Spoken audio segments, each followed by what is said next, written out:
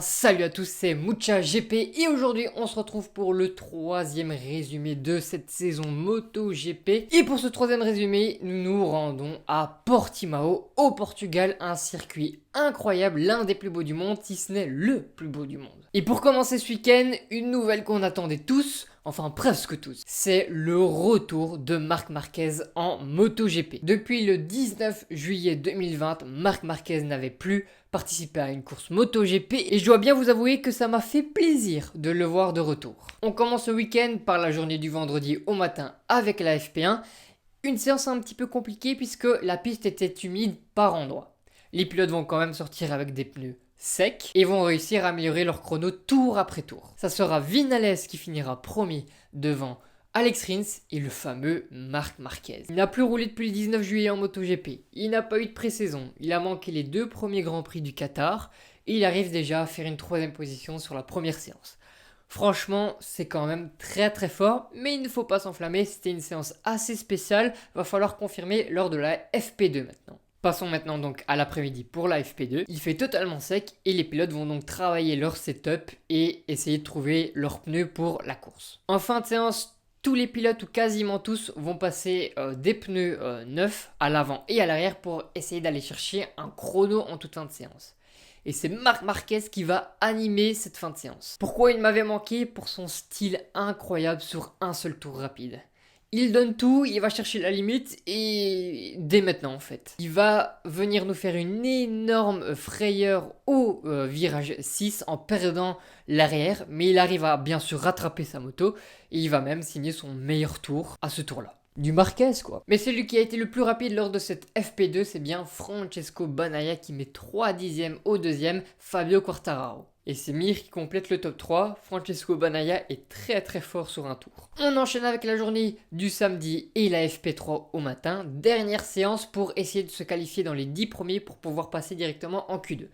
Et cette séance va être marquée par un énorme accident. À 5 minutes de la fin, Jorge Martin va tomber à la sortie du virage 6 à très haute vitesse. Et il va être percuté par sa moto dans les graviers.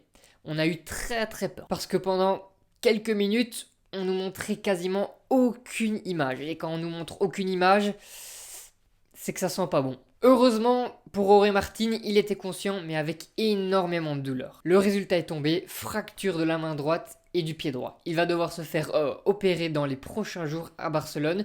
Donc sa participation dans 2 semaines pour la course de Jerez est assez fortement compromise. Après ce drapeau rouge, il ne restait que 5 minutes. Donc tous les pilotes sont quasiment sortis en même temps pour essayer d'aller chercher leur chrono sur un seul tour. Donc c'était un petit peu la cacophonie. Mais c'est bien Fabio qui va réussir à tirer son épingle du jeu en signant le meilleur temps devant Franco Morbidelli et Francesco Bagnaia. Malheureusement pour Marc Marquez, il va se classer que 15e. Il n'a pas eu vraiment l'occasion de pousser comme il l'aurait voulu. Il a vu son frère partir en AS4 juste devant lui, donc c'était pas des conditions incroyables. Il va donc devoir passer par la Q2, tout comme le champion du monde en titre, Joan Mir. En parlant de client, on y est et c'est Marc Marquez qui va finir premier de cette séance juste devant Joan Mir. Donc l'ancien champion du monde et le nouveau champion du monde passe directement en Q2. En Q2, Fabio Quartararo va être très à l'aise et va truster la première place pendant une longue partie de la qualification.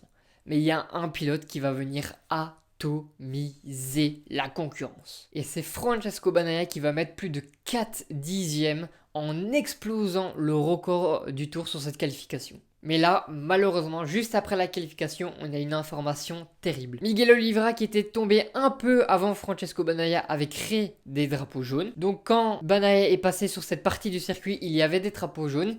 Il dit qu'il ne les avait pas vus, donc il n'a pas ralenti et son chrono a donc été annulé. Son chrono de pole a été annulé, il va donc partir de la 11e position. C'est assez terrible pour lui parce que vraiment, il n'avait laissé aucune chance à ses adversaires, il avait sorti un tour juste incroyable. C'est donc Fabio Quartararo qui va chercher la pole devant Alex Rins et Johann Zarco qui va chercher son meilleur tour dans le dernier tour à la toute fin. Pour Marquez, il va finir 6e à seulement 2 dixièmes et demi de Fabio Quartararo. Très belle performance, on peut le féliciter.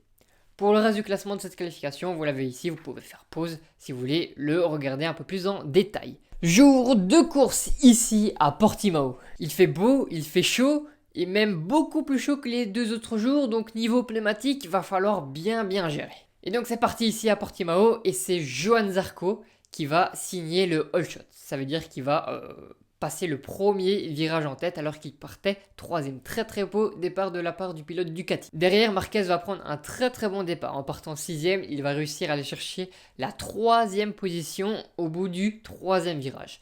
Malheureusement, au fil des virages et au fil des tours, tout le monde va venir le dépasser. Et il va dégringoler jusqu'à la 9ème position. Mais à partir de là, il va plutôt bien réussir à suivre le groupe juste devant lui, ne perdant quasiment aucun temps.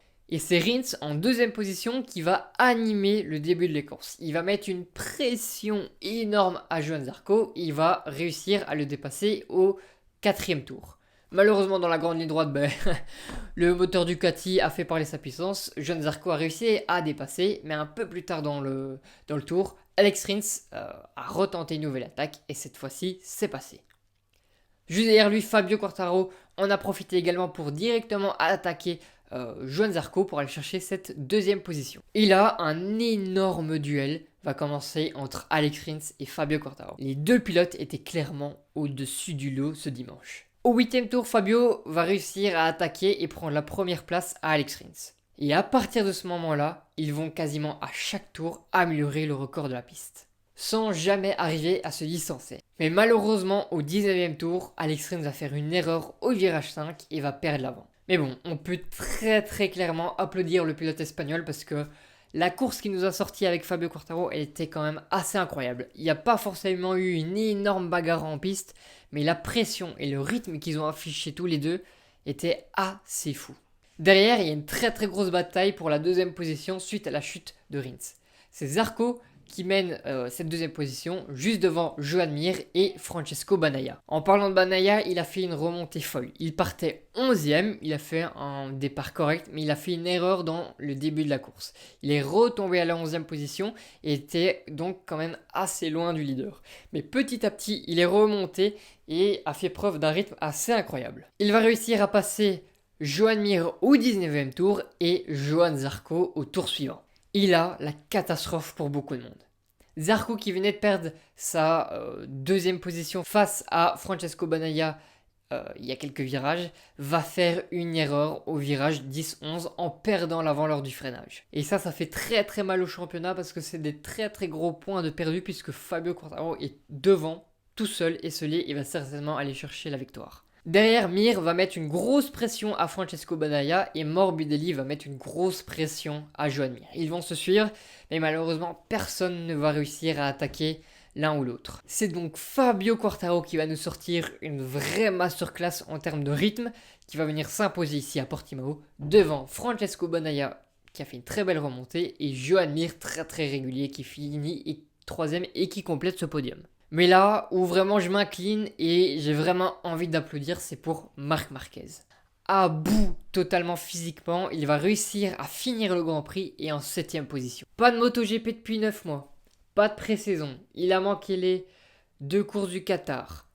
Il arrive sur une piste qu'il ne connaît pas, une moto qu'il n'a pas développée et avec très peu d'entraînement physique, ce qu'il a sorti ce dimanche est totalement prodigieux. En arrivant en box, Marc Marquez a craqué, un mélange d'émotions qu'il devait faire sortir. Par la suite, en conférence de presse, il a encore craqué lors d'une question qu'on lui avait posée. On lui demandait si ça avait été dur ces 9 mois.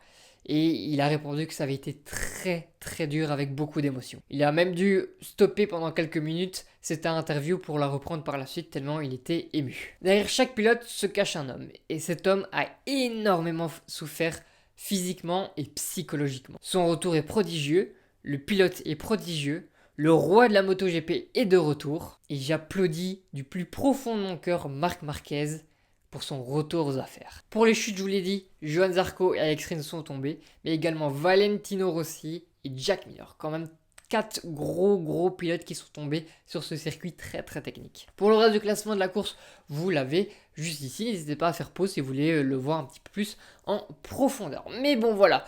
On a assisté à un très beau Grand Prix. Pour l'instant, ce début de saison est parfait. 3 Grands Prix incroyables. incroyable quand même, il y a pas autre chose à dire, donc je suis vraiment très très heureux de ce début de saison et j'espère que ça va continuer comme ça, mais en tout cas Fabio m'a l'air très très fort. L'année passée à Portimao il était nulle part et cette année il a dominé la course. C'est un pilote différent, la moto est différente, il a plus d'expérience, donc pour moi vraiment ça peut faire très très mal s'il arrive à garder cette régularité, en tout cas je l'espère pour lui. Bon voilà, c'est la fin de cette vidéo, j'espère qu'elle vous a plu. Si c'est le cas, n'hésitez pas à lâcher votre plus gros like, ça fait toujours plaisir. Vous pouvez aussi lâcher un petit commentaire, ça fait également très plaisir. Le plus important pour moi, c'est que vous vous abonnez, donc abonnez-vous. Allez, bye bye mes petites moustaches.